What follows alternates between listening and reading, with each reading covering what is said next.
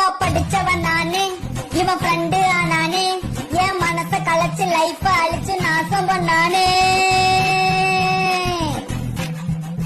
இவன் என்ன உருப்பட முட்ல, இப்ப படிக்கவும் முட்ல, இவன் டெய்லி வந்து டார்ச்சர் செஞ்சு குடுக்குறான் தொல்ல. தெரியாம ஃப்ரெண்ட் ஆகி தொலைச்சேன், தினம் தினம் செத்து நான் பொழிச்சேன்.